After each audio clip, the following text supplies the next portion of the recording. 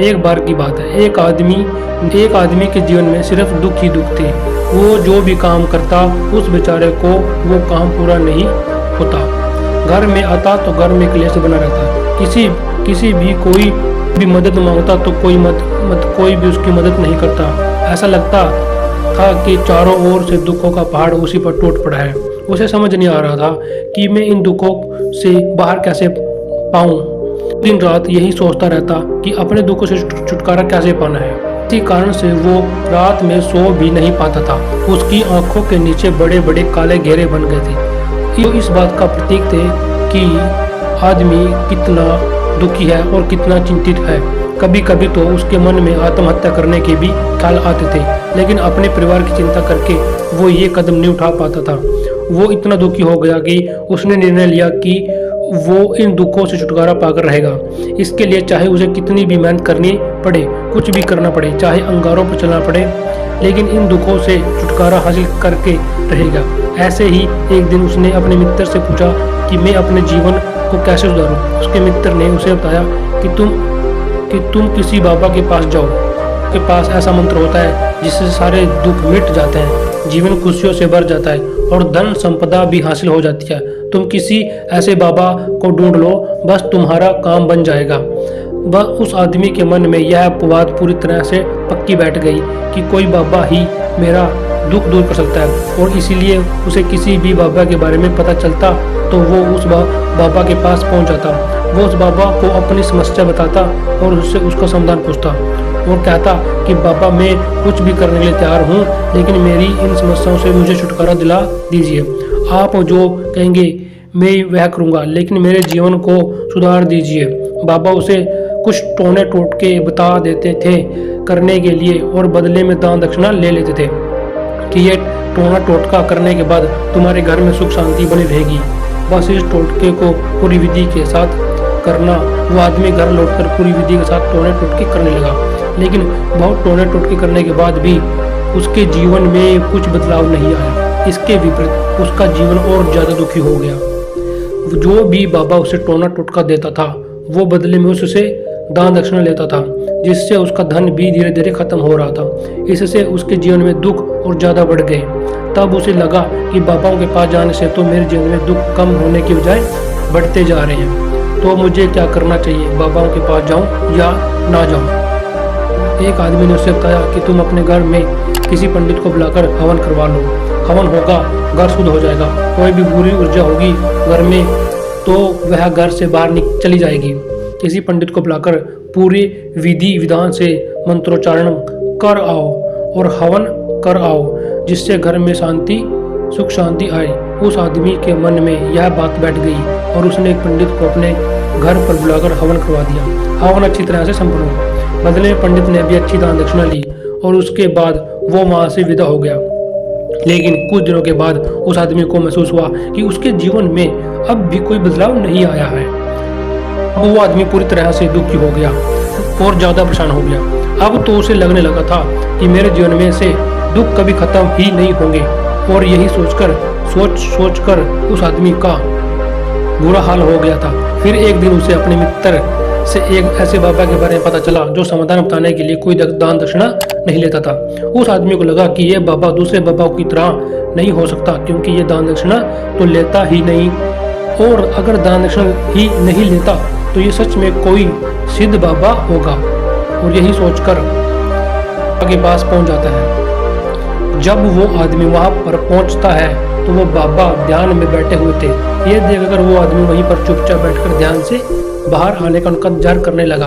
थोड़ी देर बाद बाबा ने आंखें खोली तो सामने एक दुखी और परेशान युवक को बैठा देखा। वो उसकी आंखों के नीचे काले घेरे देखते ही समझ गया कि यह आदमी अपने जीवन में कितना परेशान है। उसे संबोधित करते हुए बाबा ने पूछा कि बच्चा क्या चाहते हो?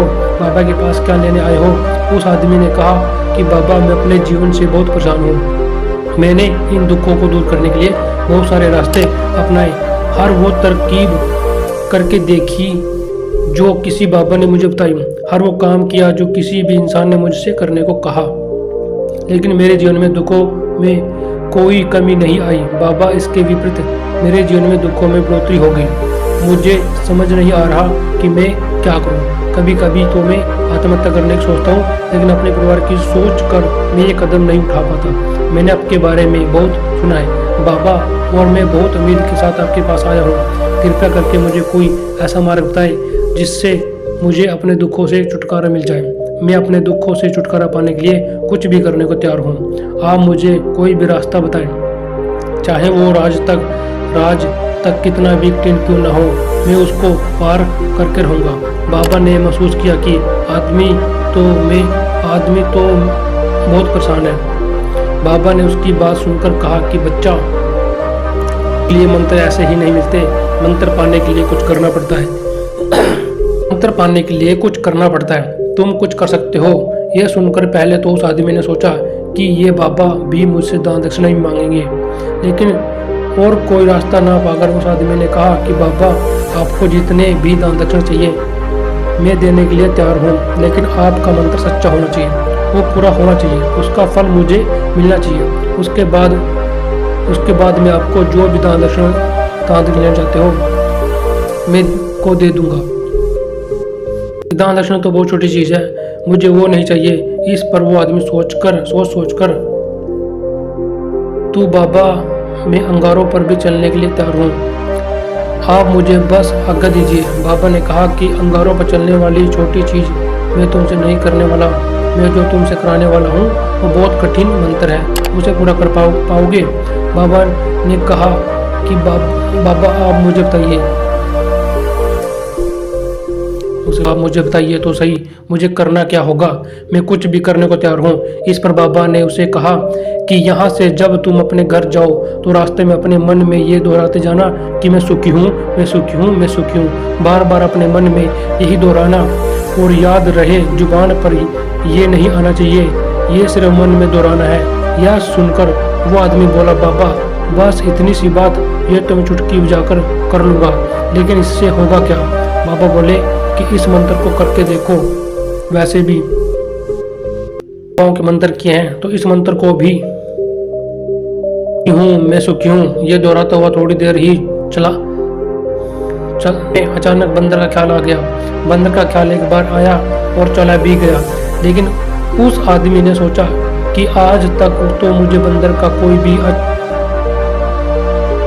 ये आज बंदर का विचार क्यों आ गया? और ऐसे करके उसने उस बंदर के विचार को पकड़ लिया।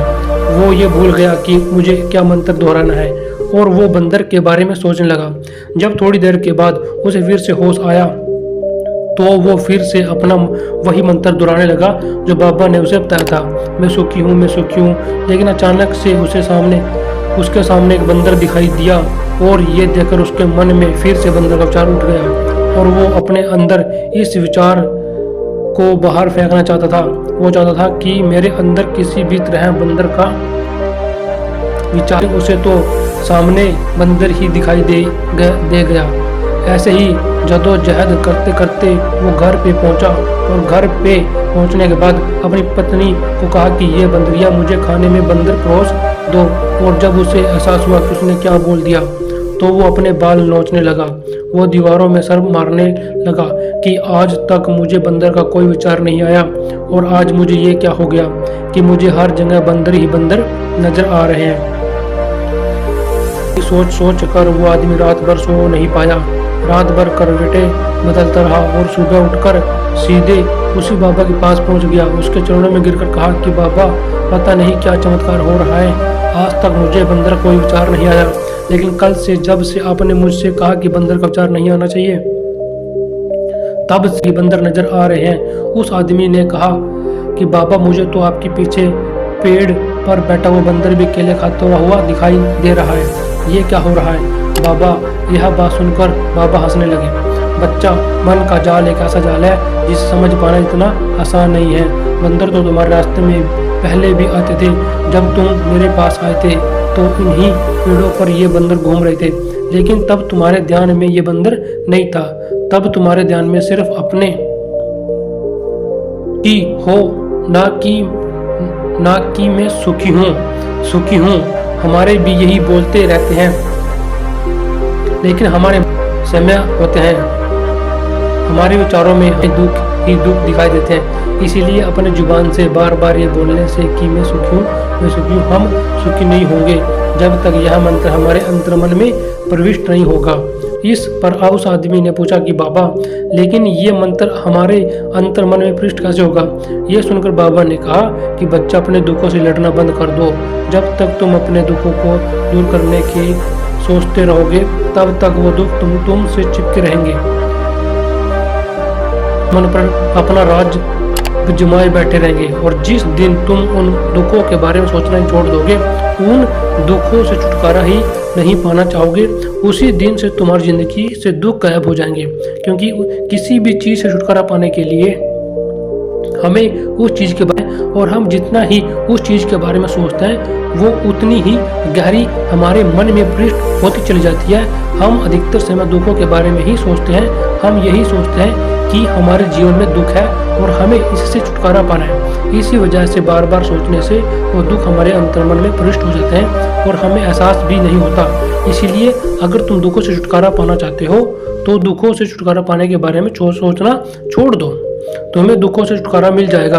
अक्सर आदमी धूम्रपान छोड़ना चाहता है, शराब छोड़ना चाहता है, सुबह अपने आप से ये वादा करता है कि मैं कोई भी गलत काम नहीं करूँगा, में चूर होकर लौटता है। ऐसा क्यों होता है कि जो हम सोच रहे हैं वो पूरा कर ही नहीं पा रहे? असल में हम उस चीज़ को बहुत ज़्यादा तवज्जो दे रहे हैं, उस चीज़ को बहुत ज़्यादा अहमियत दे रहे हैं। जब भी हम उस चीज़ को छोड़ने के बारे में सोचते हैं तो हम उसकी इम्पोर्टेंस यानी कि विशेषता और ज़्यादा बढ़ा देते हैं। हमारा मन उस चीज़ के बारे में जितना ज़्यादा सोचेगा, शराब या धूम्रपान छोड़ने के बारे में जितना ज़्यादा सोचेगा, हमारा मन उतना ही उस चीज़ के पीछे ज़्यादा भागेगा। हमें उस चीज़ से लड़ना नहीं है, बल्कि बिना सोचे गुजर जाना है। और अगर हम इस मंत्र को समझ लेते हैं, जो भी हम जीवन में पाना चाहते हैं, और एक बार वह लक्ष्य हमारे अंतर्मन में बैठ जाता है, तो फिर सफलता पाने में कोई दिक्कत नहीं आती, कोई समस्या नहीं आती। तो दोस्तों, कैसी लगी आपको ये कहानी? बहुत अच्छी लगी हो तो आपने क्या सीखा हो कमेंट करके जरूर बताएं, और बहुत ज़्यादा अच्छी लगी हो तो चैनल को सब्सक्राइब जरूर करें। मिलते हैं आपको नेक्स्ट वीडियो में, तब तक अपना ख्याल रखें।